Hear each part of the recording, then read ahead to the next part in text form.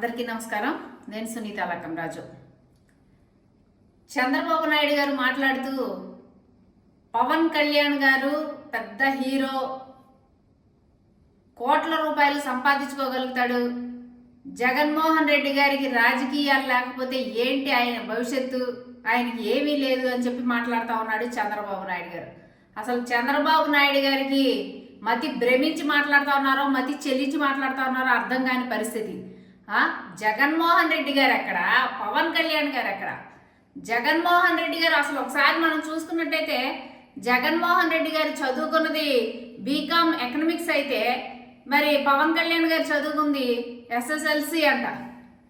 మరి ఎస్ఎస్ఎల్సినో కూడా ఇవాళ కూడా దాని మీద క్లారిటీ లేదు ఆయనకి. సరే, అది పక్కన పెడదాం. ఆయన జగన్మోహన్ రెడ్డి గారు బీకామ్ ఎకనామిక్స్ చదువుకొని ఒక బిజినెస్ మ్యాన్గా ఆయన తన జీవితాన్ని ప్రారంభిస్తే, మరి ఈయన పవన్ కళ్యాణ్ గారు ఎస్ఎస్ఎల్సి చదువుకొని మరి సినిమాల్లో తన స్థానం కోసం ప్రయత్నం చేస్తూ క్రమంగా హీరోగా ఎదిగిన సందర్భం.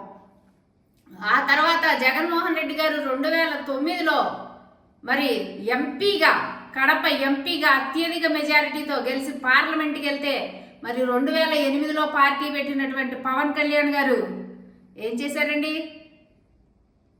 పార్టీని పెట్టి పార్టీని అక్కడి నుంచి గ్రౌండ్ లెవెల్కి తీసుకెళ్లటంలో కూడా ఆయన ఈ రోజు వరకు కూడా సఫలం కాలేకపోయినారు పవన్ కళ్యాణ్ గారు. ఆ తర్వాత జగన్మోహన్ రెడ్డి గారు బై ఎలక్షన్స్ అన్నిట్లో కూడా పార్టిసిపేట్ చేసి 2014లో 67 ఎమ్మెల్యే స్థానాలను కైవసం చేసుకుంటే, మరి తర్వాత 2014లో మరి పవన్ కళ్యాణ్ గారు ఏం చేశారండి?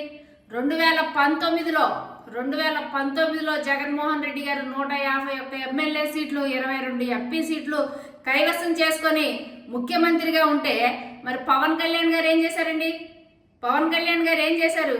ఈ రోజు కూడా చంద్రబాబు నాయుడు గారికి ఆయన ఒక్క సీటు కూడా గెలిపించుకోలేకపోయాడు. ఆ గెలిచిన ఒక్క సీట్ని కూడా పవన్ కళ్యాణ్ గారు నిలబెట్టుకోలేని పరిస్థితి, 2 చోట్ల పోటీ చేసి ఓడిపోయిన పరిస్థితి పవన్ కళ్యాణ్ గారిది. అంటే ఈ రోజు ఆయన పోటీ చేసేటటువంటి పిఠాపురం, ఆయన ఓడిపోయినటువంటి భీమవరంలో పోటీ చేయకుండా ఆయన మళ్ళీ ఈరోజు పిఠాపురంలో పోటీ చేస్తా, ఆ పోటీ చేసే స్థానానికి కూడా అక్కడ వర్మ గారిని బతిలాడుకుంటా, ఎలాగోలాగా నన్ను గెలిపించండి అనే పరిస్థితి, ఆయన వరకు ఆయన గెలవలేని పరిస్థితి, గెలిపించమని అభ్యర్థనలు చేసే పరిస్థితిలో పవన్ కళ్యాణ్ గారు ఉన్నారు. ఒక పార్టీని స్థాపించి పార్టీకి వ్యవస్థాపకుడుగా, అధ్యక్షుడిగా ఉన్నటువంటి పవన్ కళ్యాణ్ గారి పరిస్థితి అదైతే, మరి జగన్మోహన్ రెడ్డి గారితో ఆయన పోల్చుకుంటున్నారు. ఆయన ఆంధ్రప్రదేశ్ రాష్ట్రానికి ముఖ్యమంత్రి జగన్మోహన్ రెడ్డి గారు. మరి ఆయనతో ఈయన పోల్చుకుంటున్నాడు ఎందుకనేది కూడా, ఎలా పోలుస్తున్నాడు అనేది కూడా చంద్రబాబు నాయుడు గారు అర్థం కాని పరిస్థితి. అంతేకాకుండా పవన్ కళ్యాణ్ గారేమో నా దగ్గర డబ్బులు లేవు, బెంచ్ కార్ ఇన్స్టాల్మెంట్ కట్టడానికే డబ్బులు లేక బెంచ్ కార్లు అమ్మేస్తానని చెప్తాడు పవన్ కళ్యాణ్ గారు. అలా చెప్పి కార్యకర్తల దగ్గర అందరూ కూడా డబ్బులు వసూలు చేసి వాళ్ళందరూ విరాళాల రూపంలో ఇచ్చిన డబ్బులన్నింటిని కూడా సేకరించుకున్న పరిస్థితి పవన్ కళ్యాణ్ గారిది. అయితే మరి చంద్రబాబు నాయుడు గారు రాజధాని కోసం అని చెప్పి అందరి దగ్గర నుంచి డబ్బులు కలెక్ట్ చేసి ఆ డబ్బులు ఏం చేశాడో కూడా చెప్పలేని పరిస్థితి చంద్రబాబు నాయుడు గారు. వీళ్ళిద్దరూ ప్రజాధనం దోచుకోవటానికే వచ్చారు అనే దానికి ఇవే ఉదాహరణలు. జగన్మోహన్ రెడ్డి గారు ఎస్సీ, ఎస్టీ, బీసీ, ముస్లిం మైనారిటీలు వీళ్ళందరికీ కూడా సముచిత స్థానం కల్పిస్తే, వీళ్ళు ఈ రోజు వచ్చి వాళ్ళెవ్వరికి ఏం పథకాలు అందట్లేదని చెప్పి ప్రచారం చేస్తూ ఉంటారు. అసలు నోరు తెరిస్తే పచ్చి అబద్ధాలు మాట్లాడటంలో చంద్రబాబు నాయుడు గారు మించిపోయినాడు పవన్ కళ్యాణ్ గారు క్రమంగా చంద్రబాబు నాయుడు లాగా మారిపోయి చంద్రబాబు నాయుడు గారి స్క్రిప్ట్నే చదువుతా ఉన్నాడు.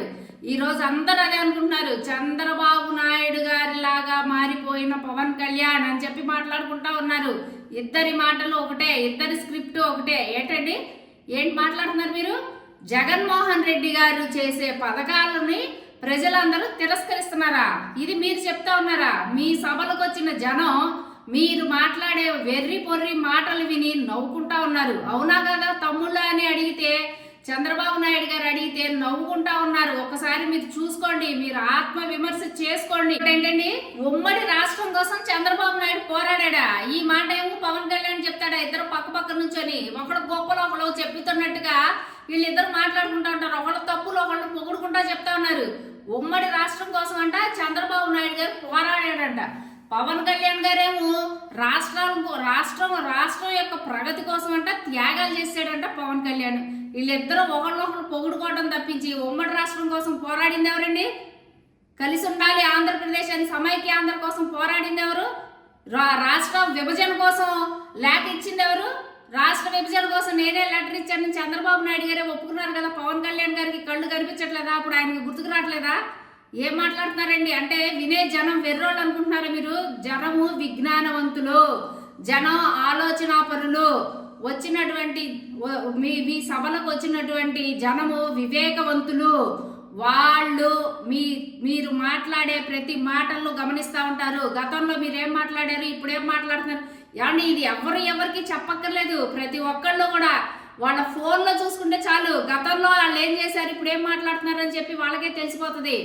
ఎట్టి పరిస్థితుల్లో చంద్రబాబు నాయుడిని, పవన్ కళ్యాణ్ని, మీ బీజేపీని, ముగ్గురిని, మీ కూటమిని ప్రజలు తిరస్కరించడానికి రెడీగా ఉన్నారు అని చెప్పి చెప్తా ఉన్నాము. అంతేకాకుండా వాళ్ళందరూ కూడా మిమ్మల్ని తిప్పి కొట్టి జగన్మోహన్ రెడ్డి గారిని అత్యధిక మెజారిటీతో గెలిపించి మళ్ళీ ముఖ్యమంత్రిగా చూడబోతా ఉన్నారు. మీ కళ్ళబొల్లి మాటలను ఎవరు నమ్మరు. పవన్ కళ్యాణ్ గారు, ఇంతకీ అసలు మీరు ఏం చదువుకున్నారో దాని మీద క్లారిటీ ఇస్తే బాగుంటుందని చెప్పి తెలియజేస్తున్నాం.